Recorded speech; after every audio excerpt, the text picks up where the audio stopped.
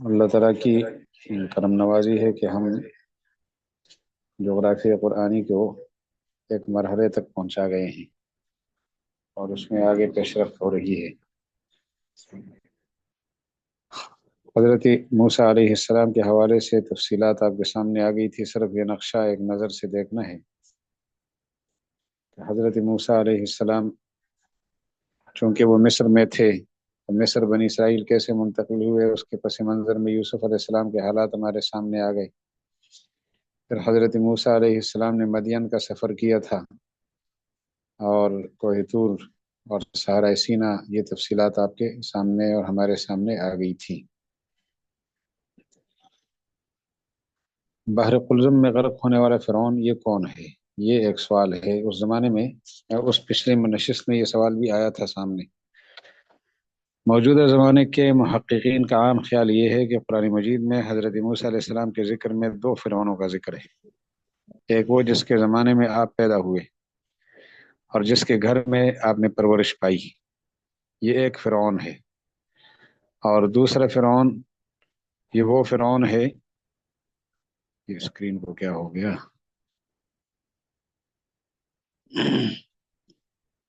ایک فرعون وہ ہے جس کے زمانے میں آپ پیدا ہوئے اور اس کے گھر میں رہے، اور دوسرا فرعون یہ اس کا بیٹا جانشین اور نائب تھا۔ تو جس کے گھر میں پرورش پائی ہے ایک وہ فرعون ہے، اور دوسرا وہ جس کے پاس آپ اسلام کی دعوت اور بنی اسرائیل کی آزادی کا مطالبہ لے کر پہنچے تھے، اور بالآخر وہ غرق ہوا تھا۔ پہلا فرعون رامسیس دوم تھا، اور جس کے غرق ہونے میں کا ذکر قرآن پاک میں ہے، قرآن پاک کا غرق ہونے کا ذکر ہے، غرق ہونے کا ذکر ہے، وہ رامسیس دوم کا بیٹا منفتاح کہلاتا ہے۔ منفتاح اسی بادشاہ نے بنی اسرائیل کو مزید غلام در غلام بنایا تھا اور ان پر مظالم کرتا تھا۔ اس زمانے میں موسیٰ علیہ السلام کی بعثت ہوئی اور اسی سے مقابلہ ہوا، اور یہی 1491 قبل مسیح میں یہ غرق ہوا ہے۔ عیسیٰ علیہ السلام کی پیدائش سے 1491 سال پہلے یہ غرق ہوا، جس کی لاش مصر کے عجائب خانے میں موجود ہے۔ تو یہ محققین کا خیال ہے کہ دو فرعونوں سے واسطہ پڑا ہے موسیٰ علیہ السلام کا، ایک جس کے گھر میں آپ پلے بڑے، اور رامسیس ریمسیس، یہ دو نام اس یعنی تعبیر میں یا کتابت میں فرق کیا جا رہا ہے، لیکن یہ کہ ایک فرعون یہ تھا اور دوسرا اس کا بیٹا جو غرق ہوا ہے وہ یہ دوسرا ہے، یہ والا۔ اور غرق ہونے کا زمانہ 1491 قبل مسیح ہے، عیسیٰ علیہ السلام سے کی پیدائش سے 1400 سال پہلے، 1491 سال پہلے۔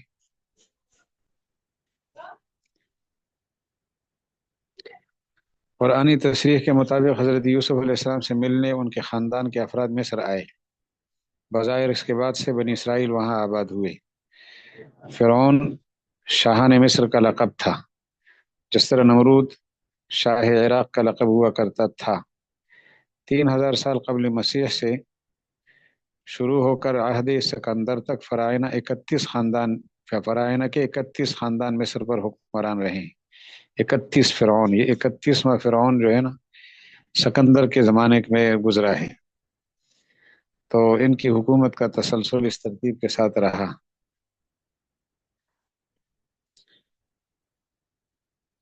حضرت موسیٰ علیہ السلام کا نسب یعقوب علیہ السلام تک پہنچتا ہے۔ ان کے والد گرامی عمران ہے اور والدہ کا نام یوکابد ہے۔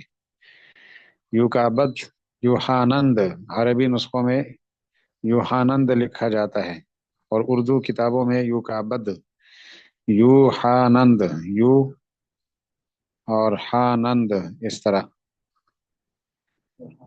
یوحانند، اور بعض کتابوں میں یوحاننز، اس طرح یہ زال بھی ڈالتے ہیں، یوحاننز۔ تو یوحانند، یوحاننز، یہ عربی نسخے جو تورات کے ہیں ان میں یوحاننز لکھا ہے یا یوحانند، اور جو اردو کتابیں ہیں، اردو تورات ہے، اس میں یوکابد لکھا ہے۔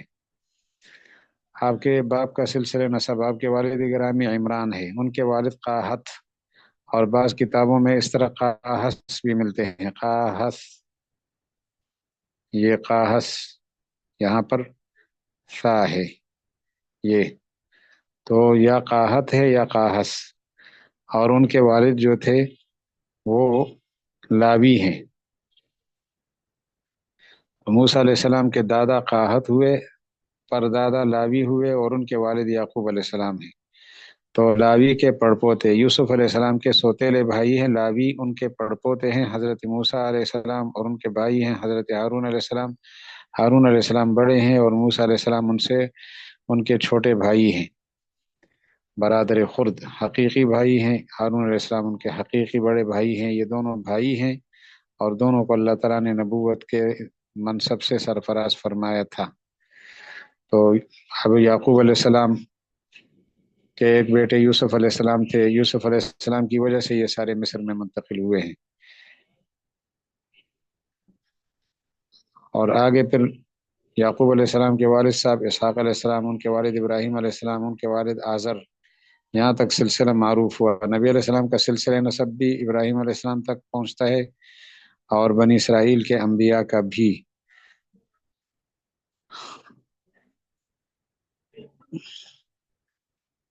موسیٰ علیہ السلام کے عہد کا فرعون کون تھا؟ پرانی کتابوں میں تو یہ لکھا ہے کہ ریان تھا، ریان۔ بعض نے لکھا ہے کہ ولید ابن مصعب ابن ریان۔ جدید تحقیقات کے مطابق رامسیس ثانی کا بیٹا منفتاح، جس کا دور 1292 قبل مسیح سے شروع ہوتا ہے اور 1325 قبل مسیح پر ختم ہوتا ہے، یہ بعض محققین کی رائے ہے۔ ان رائے میں اختلاف ہے، 1492 کی رائے بھی ہے اور 1325 کی رائے بھی ہے، اور یہ بھی کہا جاتا ہے کہ چونکہ 1325 جو ہے نا یہ دور سکندر اعظم کا شروع ہوتا ہے تو اس پر ختم ہوا۔ یہاں محققین کے یہ اقوال ملتے ہیں، تو یہ تفسیرات یہاں سے لی گئی ہیں، وہاں سے آپ مزید مطالعہ کر کے معلومات حاصل فرما سکتے ہیں۔ انبیاء، مقامات انبیاء کا تصویری البم ارسلان بن اختر، لغات القرآن عبد الدائم جلالی صاحب، اور اس کے ساتھ ہی تفسیر جلالین جلال الدین سیوطی کی، اور تفسیر تیسیر القرآن مولانا عبد الرحمن کرانی کی، ان کتابوں سے یہ مواد ماخوذ ہے، یعنی بلا انتخاب مجموعی طور پر یہاں سے لیا گیا ہے۔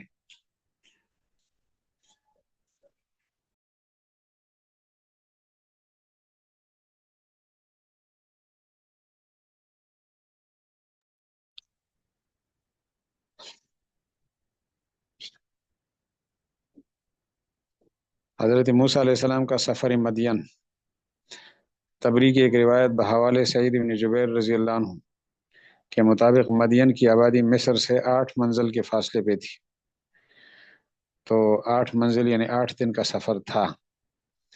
حضرت موسیٰ علیہ السلام حضرت اسحاق ابن ابراہیم علیہ السلام کی نسل میں تھے، وہ تو ابھی آپ نے دیکھا، اور اہل مدین مدین ابن ابراہیم کی نسل سے تھے، خاندان اوپر جا کر مل رہا ہے ابراہیم علیہ السلام میں۔ ابراہیم علیہ السلام کے ایک بیٹے کا نام مدین ہے اور ایک بیٹے کا نام اسحاق علیہ السلام ہے، تو موسیٰ علیہ السلام کا رشتہ یعنی خاندان وہ اسحاق علیہ السلام کی وساطت سے ابراہیم علیہ السلام سے جا کر ملتا ہے، اور مدین کے لوگ شعیب علیہ السلام کا خاندان ابراہیم علیہ السلام سے مدین کی وساطت سے ملتے ہیں۔ تو یہ ایک رشتہ داری کا پہلو تھا جو موسیٰ علیہ السلام کو یہاں لایا، اس کا محرک یہ بنا، اس لیے آپ مدین تشریف لائے۔ نقشے کی مدد سے ہم دیکھ چکے ہیں، مزید ایک نظر سے دیکھیں گے۔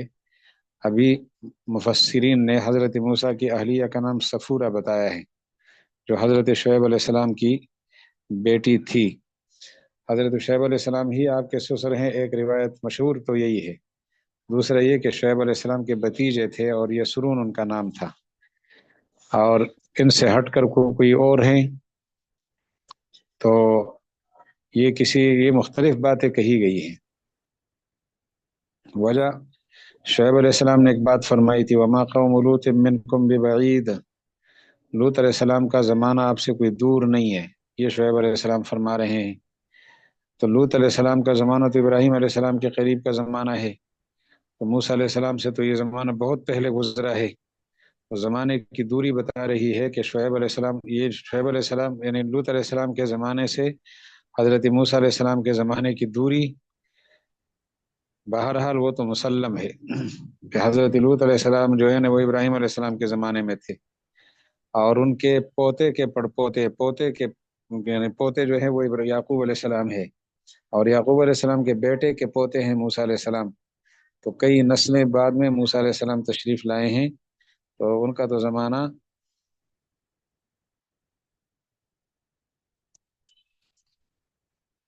جی آپ کو آواز نہیں آ رہی؟ آپ نہ مائک بند فرمائیں. اب ٹھیک ہے، معذرت، پتہ نہیں چلا. اچھا، آپ حضرات کا باہمی. ٹھیک ہے جی. ایک گزارش یہ تھی کہ لوط علیہ السلام کے زمانے سے تو بہرحال موسیٰ علیہ السلام کا زمانہ بہت دور ہے. موسیٰ علیہ السلام کا دور کافی دور کا دور ہے، اور یہاں پر حضرت شعیب علیہ السلام سے اگر موسیٰ علیہ السلام کی ملاقات ہوئی ہے تو پھر شعیب علیہ السلام کا یہ ارشاد سمجھ میں نہیں آ رہا کہ وہ فرماتے ہیں قوم لوط آپ سے زیادہ دور نہیں ہے. اس کو دیکھ کر محققین نے تحقیقات کی تو کسی نے کہا جی شعیب علیہ السلام کے بھتیجے یسرون ان کا نام تھا، اور یسری بھی کہا گیا ہے، یسری، کہ یہ یسری بزرگ جو ہے یہ شعیب موسیٰ علیہ السلام کے سسر ہیں. اور بعض نے یسرون کہا، اور بعض نے کوئی اور بزرگ بھی کہا، مختلف اقوال پیش کیے، لیکن تقریباً راجح قول یہی ہے جو شعیب علیہ السلام کے حوالے سے ہے. اور جو جملہ ہے وما قوم لوط منکم ببعید، یہ بعد زمانی کے لیے نہیں ہے، بعد مکانی کے لیے ہے، کیونکہ مدین سے آگے شمال کی طرف لوط علیہ السلام کی قوم کوئی زیادہ دور نہیں تھی. اسی راستے سے آتے جاتے تھے یہاں کے تاجر. تجارتی شاہراہ پر حضرت شعیب علیہ السلام کی قوم آباد تھی. اور موجودہ جو ہمارا اردن ہے، اردن کے مغربی جانب میں شعیب علیہ لوط علیہ السلام کی قوم آباد تھی، لوط علیہ السلام کی قوم. تو یہ علاقائی بعد کا تذکرہ کر رہے ہیں کہ لوط علیہ السلام کی قوم علاقائی اعتبار سے کوئی زیادہ دور تو نہیں ہے. آپ ان کا علاقہ دیکھ رہے ہو. مدین سے واپسی. کوہ سینا مدین سے ایک روز کے فاصلے پر بحر قلزم کے دو شاخوں کے درمیان مصر جاتے ہوئے پڑتا ہے. کہ آدمی مصر جائے مدین سے تو ایک روز کے فاصلے پر بحر قلزم کے دو شاخیں ہیں، خلیج عقبہ اور خلیج سویس. اس کے درمیان جو ہے یہ کوہ سینا، صحرائے سینا یہ علاقہ ہے. وہاں حضرت موسیٰ علیہ السلام کو نبوت ملی. انہوں نے حضرت ہارون علیہ السلام کے لیے دعا فرمائی. واپس مصر پہنچے تو دونوں حضرات فرعون کو دعوت دینے کے لیے روانہ ہوئے. فرعون کے ساتھ مناظرہ ہوا، جادوگروں نے ایمان قبول کیا. فرعون کی بے بسی، اولاد نرینہ کے مزید قتل کے منصوبے، یہ چیزیں وہاں پیش آئی. اور پھر موسیٰ علیہ السلام اپنی قوم کو لے کر مصر سے منتقل ہونے کے لیے روانہ ہو گئے، اور جانا تھا فلسطین، لیکن راستہ بھول گئے اور سیدھا صحرائے سینا پہنچے. مصر سے فلسطین کو دو راستے جاتے تھے. خشکی کا راستہ جو قریب ہے، بحر قلزم کا راستہ یعنی بحر قلزم کو عبور کر کے بیابان سور اور سینا یعنی تیہ کی راہ، یہ طویل راستہ ہے. بحر احمر دراصل بحر عرب کی ایک شاخ ہے. اس کے مشرق میں سرزمین عرب اور مغرب میں مصر واقع ہے، اور شمال میں اس کی دو شاخیں ہو گئی ہیں، ایک خلیج عقبہ اور ایک خلیج سویز. جزیرہ نماسینا کے مشرق میں عقبہ ہے اور مغربی جانب میں خلیج سویز ہے. یہ شاخ پہلی سے بڑی اور بہت دور تک گئی ہے. بنی اسرائیل اسی کے درمیان سے گزرے تھے.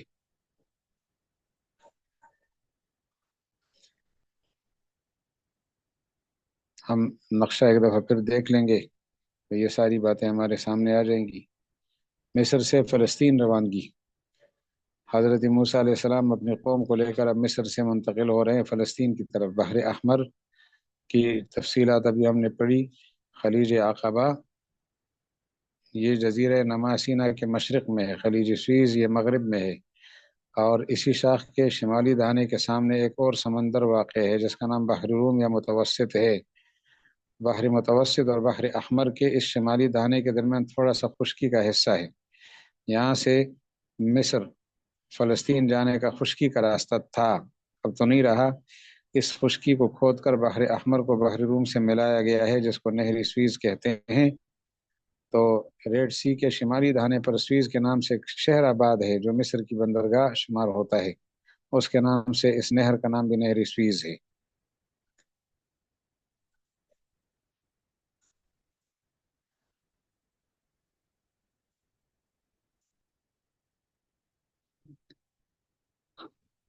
دریا نیل کا ذکر وہ پہلے ہو چکا تھا۔ سینا کے بعد پہلا مطالبہ، بنی اسرائیل کا پہلا مطالبہ یہ تھا اجعل لنا الہا کما لہم آلہہ، اور پھر 12 چشموں کا تذکرہ ہم نے بارہا پڑھا۔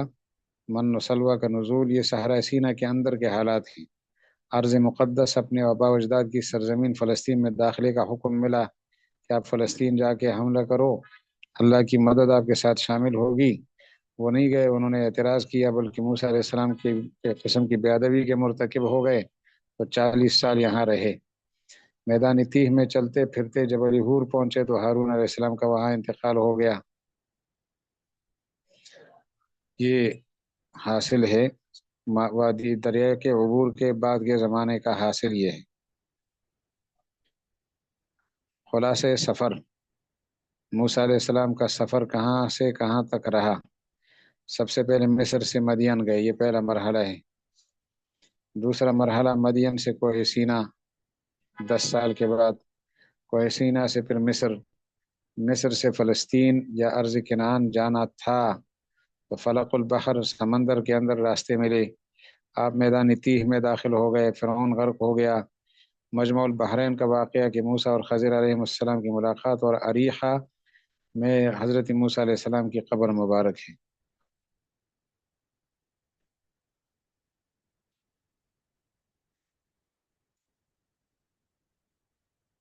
حضرت موسیٰ علیہ السلام کی زندگی کے 6 ادوار کا خلاصہ آپ کے سامنے دوبارہ عرض ہے۔ تو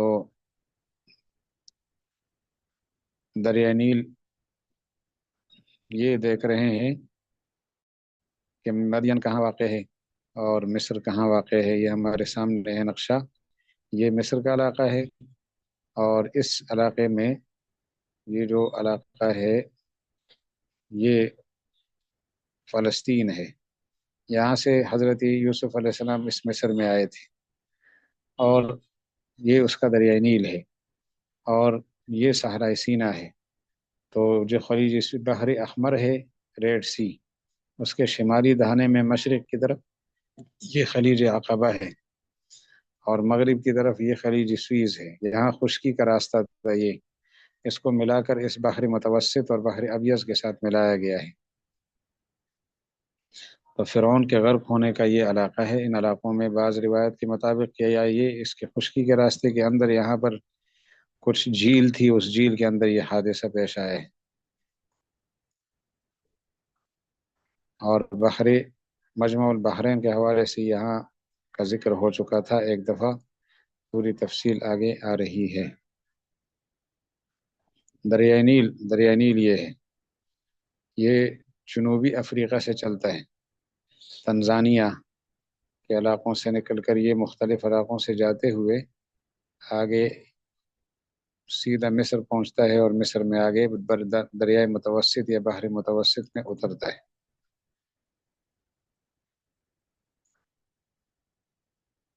یہ دریائے نیل کا ایک نقشہ ہے، ایک تصویر ہے اس کی۔ سویز کا دہانہ، خلیج سویز کو شمال میں یہ جو ملایا گیا ہے وہ خطہ ہمارے سامنے ہے اس وقت۔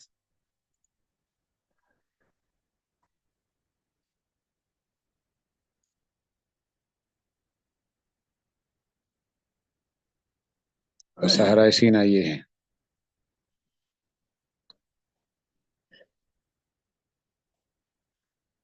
یہ جو خلیج سویز ہے، اس کی تعمیر 1858 میں ہوئی ہے۔ یاد کرنے کے لیے آسان فارمولہ یہ ہے کہ 1857 میں ہندوستان پر انگریز کا قبضہ ہوا، اس کے 1 سال کے بعد چونکہ مصر پر بھی انگریز کا قبضہ تھا، برطانیہ کا قبضہ رہا، تو 1858 میں اس کی تعمیر یعنی اس کی شروع کی انہوں نے، اور اس خلیج سویز کو انہوں نے بحر متوسط کے ساتھ ملایا، اور باقاعدہ افتتاح پھر 1869 میں ہوا ہے، یعنی 11 سال کے بعد۔ لمبائی 103 میل ہے، और चौड़ाई 197 फुट कम अज़ कम है और गहराई कम अज़ कम 34 फुट है। ये फुट ना हो, शायद तहरीर में गलती ना हुई हो, लेकिन बहरहाल मुहक्किकीन ने यही लिखा है। तो अब इस पर जो है ना, यहाँ मिस्र और इसराइल की जंग में भी बड़े मसाइल आए और बड़ी तफसीलात हैं उन। ये जो ये आवाज़ किसकी आ रही है?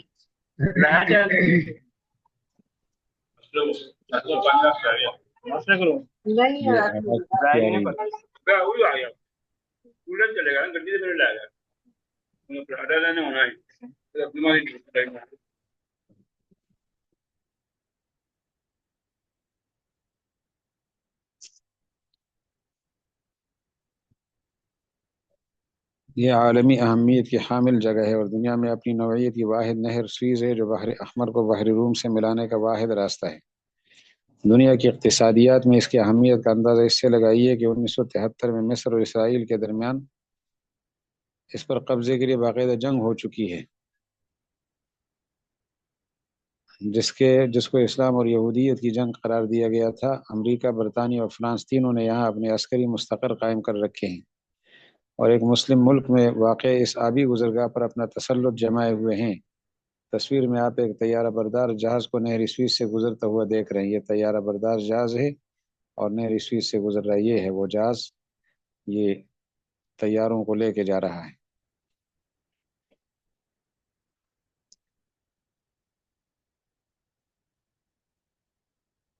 बहरहाल खलीज स्वीज़ के मुतालिक और इस इलाके से, यानी मूसा अलैहिस्सलाम का गुजरगाह कौन सा है, तो ये भी रिवायत है कि ये इलाका है और ये भी है कि इस जगह से गुजरना हुआ, अल्लाह ताला ने रास्ते दिए।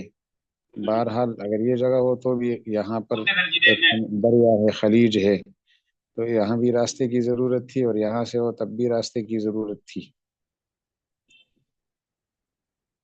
जाना बहरहाल उनने इस मिस्र या फ़लस्तीन था। फ़लस्तीन जाने से पहले हालात का रुख बदल गया और यहाँ तशरीफ़ लाए। इस सहारा सीना में आप रहे, तौरात यहाँ नाजिल हुई है और बनी इसराइल के लिए वो वादी थी, यानी मन और सलवा का नुज़ूल यहीं पर हुआ है। ये खलीज स्वीज़, नहर स्वीज़ का एक मंजर है जहाँ से ये मुख्तलिफ जहाज़ गुजरते हैं।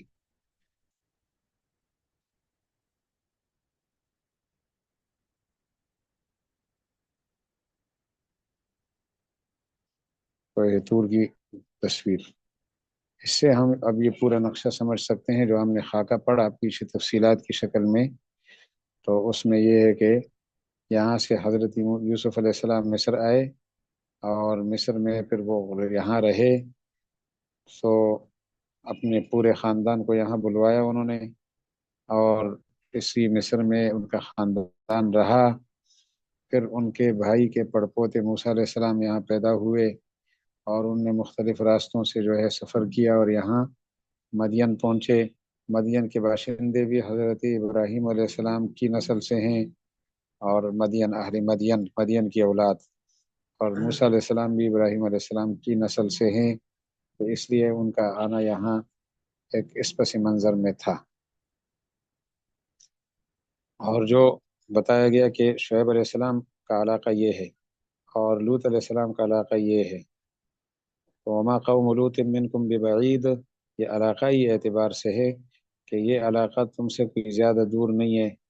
तो जैसे हमारे यहाँ कोई ज़्यादा तारीख़ी मकाम हो तो मुल्क के अंदर होने की वजह से उसको दूर नहीं समझा जाता, अगर जो फासला खासा हो फिर भी कहा जाता इतना दूर तो है नहीं। तो ये वाकई इतना ज़्यादा दूर का इलाका नहीं था। तो इलाकाई दूरी मुराद है जिसकी नफ़ी की गई है, ज़मानी दूरी की नफ़ी नहीं की गई।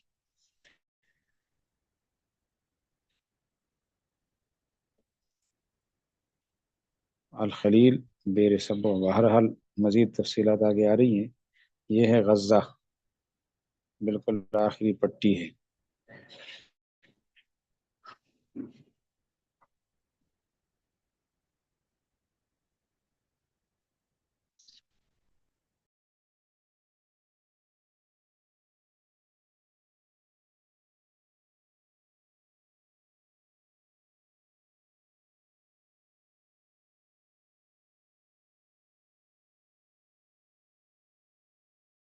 لے لے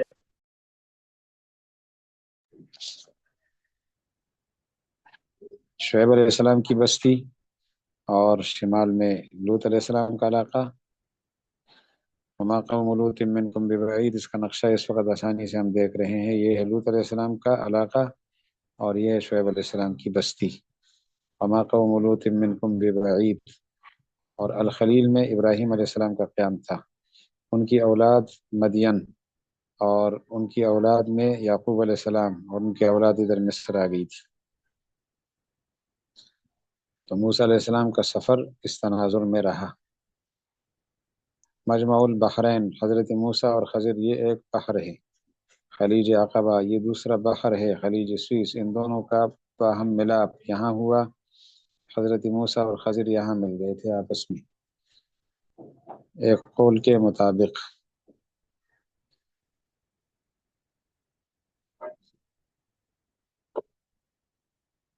ارض فلسطین کو حاصل کرنے کی کوشش. حضرت موسیٰ علیہ السلام کی قیادت میں پہلے حملے کا ممکنہ رخ کیا تھا؟ جو یہ تھا ممکنہ رخ کہ حضرت موسیٰ علیہ السلام اپنی قوم کو لے کر یہاں سے اس رخ پہ جا کر فلسطین میں داخل ہونا چاہتے تھے، لیکن وادی تیہ میں 40 سال بنی اسرائیل بھٹکتے رہے، اور حضرت پھر یہاں سے منتقل ہو گئے، اور اریحہ میں، یہ القدس سے اس کے سامنے اریحہ نامی علاقے میں آپ کی قبر بنی.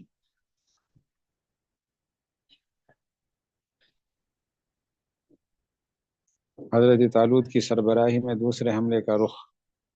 طالوت علیہ السلام اس علاقے سے حملہ آور ہوئے تھے، اور یہ درمیان میں نہر اردن ہے. قرآن پاک کا دوسرا سپارہ ہمیں تفصیل بتاتا ہے کہ طالوت علیہ السلام امیر بنے، لوگوں کو اعتراض ہوا، اللہ تعالیٰ نے صفائی بیان کی.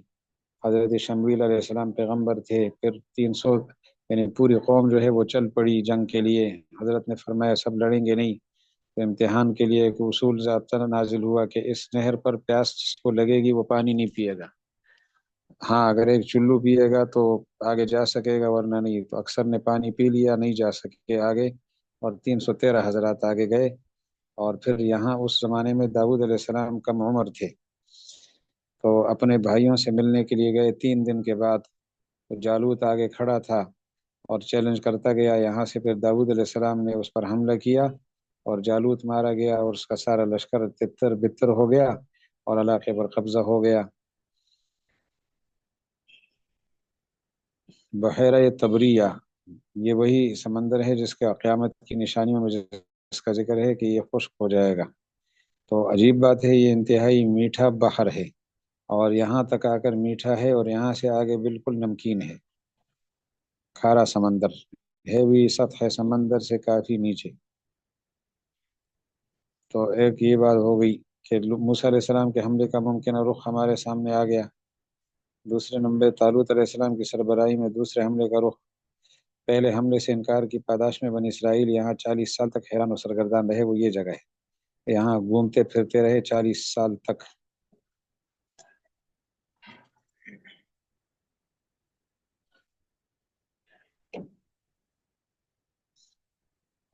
اور نہر سوئز یہاں آپ دیکھ رہے ہیں نا، یہ بحر روم، بحیر روم بھی کہلاتا ہے، بحر ابیض بھی، بحر متوسط بھی. اس کو یہاں ملایا گیا ہے انگریز کے دور میں. 1858 میں کام شروع ہوا، اور 1869 میں جو ہے نا اس کا باقاعدہ افتتاح ہوا.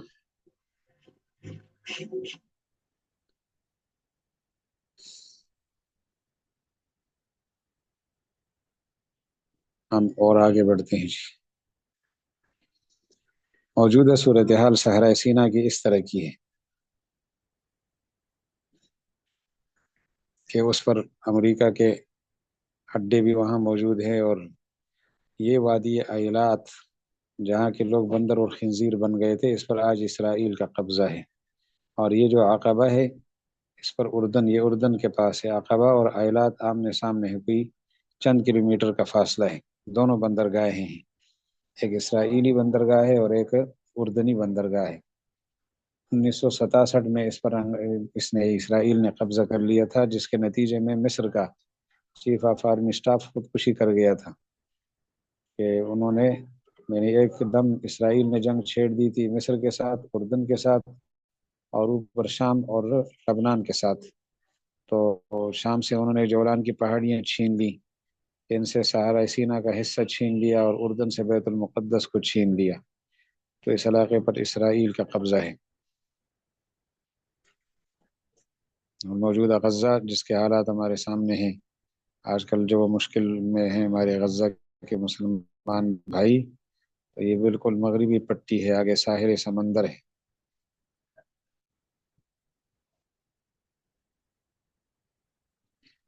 مجمع البحرین، اس کو ہم دیکھ لیتے ہیں آج۔ حضرت موسیٰ اور خضر علیہ السلام کی ملاقات کا ایک قول یہ ہے کہ یہاں پر ہوئی۔ ایک نیل دریا، نیل جو ہے نا آگے تو ایک ہے لیکن شروع سے یہ دو دریا ہیں۔ ایک نیل ابیض کہلاتا ہے، ایک ازرق۔ ازرق کا معنی نیلا اور ابیض کا معنی سفید۔ یہ دونوں نیل یہاں آ کر خرطوم سوڈان میں جمع ہوتے ہیں اس مقام پر۔ تو ایک روایت کے مطابق موسیٰ اور خضر علیہ السلام کی ملاقات یہاں ہوئی تھی۔ دوسرا ایک قول یہ ہے کہ خلیج عقبہ اور خلیج سویز جہاں دونوں ملتے ہیں اس جگہ ملاقات ہوئی تھی۔ اور ایک قول یہ ہے کہ موسیٰ علیہ السلام اس صحرائے سینا سے چلے اور ایسے چلتے گئے مصر، مصر سے آگے آ رہا ہے لیبیا، لیبیا سے آگے تیونس، تیونس سے آگے الجزائر، الجزائر سے آگے مراکش، اور مراکش کا شمالی یہ حصہ ہے یہ اس کے، اور سامنے ہے اندلس، اندلس اشبیلیہ، ہسپانیہ، اسپین اس کو کہتے ہیں آج کل۔ تو اسپین وہ شمال میں ہے، یہ اسپین جو ہے یہ یورپ میں ہے۔ اور یہ علاقہ یہ بر اعظم افریقہ کا شمال مغربی حصہ ہے۔ اور اس کونے میں یہاں پر یہ دو سمندر ملتے ہیں، ایک سمندر بحری روم اور ایک سمندر بحری اوقیانوس۔ بحری اوقیانوس اور بحری روم جہاں ملتے ہیں تو ایک قول کے مطابق یہ مجمع البحرین ہے جہاں موسیٰ اور خضر علیہ السلام کی ملاقات ہوئی تھی۔ بحر ابیض متوسط اس کا مغربی کنارہ، یہاں پر تقریباً یہ 14 کلومیٹر کا راستہ ہے شمال اور جنوب کی طرف۔ اور آگے بحر اوقیانوس جس کو بحر ظلمات بھی کہتے ہیں، علامہ اقبال نے جس کے متعلق شعر کہا تھا، 10 تو 10 دریا بھی نہ چھوڑے ہم نے، وہ بحر اوقیانوس ہے۔ تو مجمع البحرین کے بارے میں ایک قول یہ ہے کہ حضرت موسیٰ اور خضر علیہ السلام کی ملاقات یہاں ہوئی تھی، اور آگے پھر اسپین میں داخل ہو گئے تھے کشتی کے ذریعے سے، اور وہاں ایک یتیم تھا، اس کی دیوار کو خطرہ تھا۔ یتیم ایک نہیں تو 2 بچے تھے یتیمین، والد ان کا بڑا نیک تھا۔ اس کے بارے میں کہا جاتا ہے کہ اگر اولاد کا مستقبل روشن ہونا چاہتے ہو، روشن کرنا چاہتے ہو تو خود نیک بنو، نیک والد کی اولاد کا مستقبل روشن رہتا ہے۔ حضرت موسیٰ اور خضر علیہ السلام کسی اور یتیم کے پاس نہیں گئے، یتیم بہت ہوں گے اس دور میں، اور دیواریں بھی بہت زیادہ خراب ہوئی ہوں گی، لیکن یہاں کی دیوار موسیٰ اور خضر علیہ السلام نے درست فرمائی۔ تو یہ کانا ابوہما صالحا۔ تو یہ 2 قول 3 قول ہو گئے، ایک قول یہاں خلیج عقبہ اور خلیج سویز کا ملاپ، اور ایک خرطوم میں بحر نیل ابیض اور نیل ازرق کا ملاپ، اور تیسرا قول یہ کہ بحری روم اور بحری اوقیانوس کا جہاں ملاپ ہوتا ہے۔ اس کے علاوہ ایک اور قول بھی ہے، تو اس قول کے مطابق وہ کہ یہ دریائے دجلہ اور فرات جہاں ملتے ہیں، تو ایک قول وہ بھی ہے۔ بہرحال یہ اقوال ہمارے سامنے آ گئے۔ مجمع البحرین اس کو زیادہ مشہوری ملی ہے، یہ ہے سوڈان اور خرطوم میں نیلی ازرق، یہ ہے نیلی ازرق، دائیں طرف ازرق ہے، بائیں طرف ابیض ہے۔ نیلی ازرق اور ابیض جہاں ملتے ہوں، یہ نیلی ازرق ہے اور یہ نیلی ابیض ہے، اور دونوں یہاں سوڈان میں ملتے ہیں۔ تو مجمع البحرین کے بارے میں ایک قول یہ ہے، خلیج عقبہ اور خلیج سویز جہاں ملتے ہوں ایک قول یہ ہے، اور بحری روم اور طنجہ کا علاقہ ہے، یہ اوپر اشبیلی یا نیچے طنجہ، درمیان میں یہ سمندر، یہ جہاں دونوں ملتے ہوں۔ تو یہ اقوال ہیں کہ موسیٰ اور خضر علیہ السلام کی ملاقات یہاں ہوئی۔ خلیج عقبہ اور خلیج قلزم کا اتصال وہ یہ ہے، یہ ایک قول کے مطابق طنجہ اور بحر زقاق ابنائے جبل طارق، طارق ابن زیاد کے سفر کا علاقہ بھی یہی ہے۔ یہ دوسرا قول، اور نیل ابیض اور نیل ازرق جہاں ملتے ہوں یہ ہے علاقہ۔ یہ تین اقوال ہیں کہ موسیٰ اور خضر علیہ السلام کی باہمی ملاقات ان علاقوں میں ہوئی تھی، اور یہی علاقے مجمع البحرین کہلاتے ہیں، دو سمندروں کا ملاپ، دو سمندروں کا سنگم۔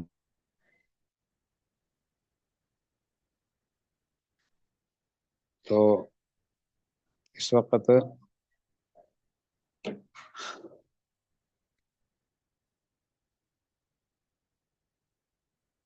یہ علاقہ ہے، تو یہ مصر ہے، مصر کا علاقہ، سامنے صحرائے سینا، اور یہ فلسطین، اور یہ علاقہ ہے مدین کا۔ ان علاقوں سے تعلق رہا ہے حضرت موسیٰ اور خضر علیہ السلام کا، اور حضرت موسیٰ علیہ السلام کا بطور خاص۔ بخاری، مسلم، ابو داود، ترمذی، نسائی، ابن ماجہ۔ فکانا موت موسیٰ علیہ السلام فی القرن الثالث عشر قبل المیلاد، اس میں ایک لفظ آتا ہے کہ عند الکثیب الاحمر، تو کثیب احمر اس علاقے میں، الکثیب الاحمر، یہ جن کتابوں میں الکثیب الاحمر کا ذکر ہے وہ ان کا حوالہ بھی ساتھ شامل ہے، اور یہ تو الکثیب الاحمر اریحہ میں جہاں موسیٰ علیہ السلام کی قبر مبارک ہے۔ یہ ایک نظر سے ملاحظہ فرما سکتے ہیں ہم، اس سے زیادہ آسانی سے بات سمجھ آئے گی۔ مصر اس راستے سے جانا تھا فلسطین، اس علاقے میں یا اس خلیج سوئز میں فرعونی غرق ہو گئے، یہاں 40 سال تک بنی اسرائیل بھٹکتے رہے، اور یہ وادی ایلا اور اس طرف ہے عقبہ، تو ایلات کے لوگ جو ہے بندر اور خنزیر بن گئے تھے، اور یہ ہے بحر میت، اور یہ ہے مدین شعیب علیہ السلام کی بستی، اور مجمع البحرین کے بارے میں ایک قول کے مطابق یہ جگہ ہے۔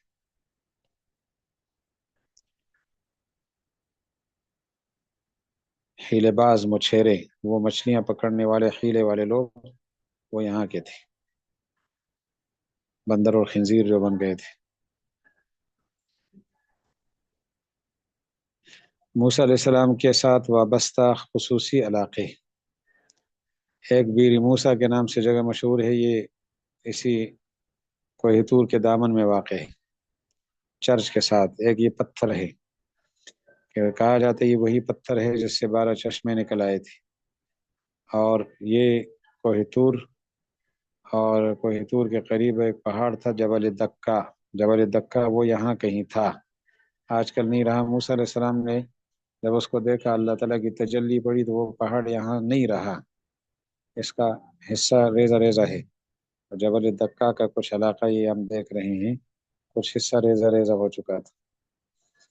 اور شجری تجلی، ہو سکتے وہی درخت اپنی اصلی حالت میں ہو، نہیں تو وہ نہ ہو، لیکن اس کی جڑیں موجود ہوں اور آگے تک اس کا وجود رہا ہو، ممکن ہے۔ لیکن شجر تجلی کی جگہ یہ ہے جہاں موسیٰ علیہ السلام کا اللہ تعالیٰ سے ہم کلام ہونے کا شرف کا، یعنی اللہ تعالیٰ کی ساتھ ہم کلامی کا شرف موسیٰ علیہ السلام کو یہاں ملا تھا۔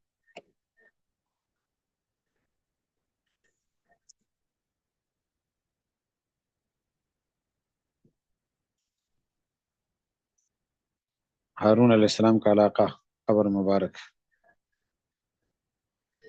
حضرت موسیٰ علیہ السلام کی عمر 125 سال، قبر مبارک فلسطین میں۔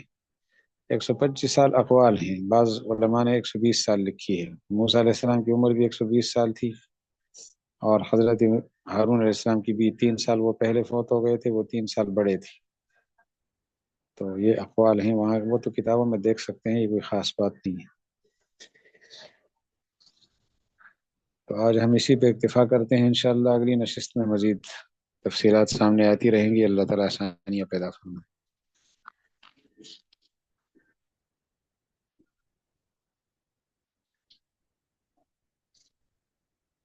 السلام علیکم ورحمۃ اللہ وبرکاتہ۔ کسی نے کوئی سوال فرمانا ہو تو ہمیں فائدہ ہو۔ السلام علیکم استاد صاحب۔ وعلیکم السلام ورحمۃ اللہ تعالیٰ وبرکاتہ۔ جی استاد صاحب، جیسے قرآن میں ذکر آتا ہے کہ حضرت موسیٰ علیہ السلام جب سفر کے لیے نکلے تھے تو ان کے پاس جو ہے وہ ایک وقت کا ہی جیسے کھانا تھا، یہ بہت کم کھانا تھا. تو اس سے یہ گمان ہوتا ہے کہ وہ جو سفر انہوں نے کیا ہوگا وہ بہت زیادہ طویل نہیں ہونا چاہیے. اس میں دو باتیں ہیں نا، ایک یہ کھانا نہیں تھا، ایک یہ کہ سفر مختصر تھا. کھانے کے بغیر انہوں نے مشکل سے سفر کیا تھا، یہ سفر ہے ان کا. تو ہو سکتا ہے کھانا، راستے کی مشکلات برداشت کی ہو انہوں نے، لیکن سفر تو بہرحال مدین کا ہے. وہ تو قرآن پاک میں نام موجود ہے مدین کا. ولما توجہ تلقاء مدین، نام موجود ہے قرآن پاک میں. مدین یہ ہے، اور آئے ہیں آپ مصر سے ہیں، مصر کا بھی نام موجود ہے. تو اس لیے جیسے وہ ولما بلغ اشدہ واستوى آتيناه حكما وعلما وكذلك نجزي المحسنين ودخل المدینہ على حين غفلة من اهلها، اس علاقے کا واقعہ. وجد فيها رجلين يقتتلان، دو بندے آپس میں لڑ رہے تھے، ایک ان کی برادری کا تھا ایک دشمن کی برادری کا تھا. تو بندہ ہاتھ سے مارا گیا تو انہوں نے سفر شروع کیا. مدین تک آنا بہرحال ہے. رہی بات یہ کہ کھانا کم تھا تو وہی کھانا ان کے گزارے کا تھا، یا راستے میں اور مختلف چیزیں کھائی ہوں گی، کیونکہ یہاں سے جب واپسی ہوئی ہے تو کھانے کا پھر کوئی ذکر نہیں ہے، لیکن سفر تو یہاں سے بھی کیا انہوں نے.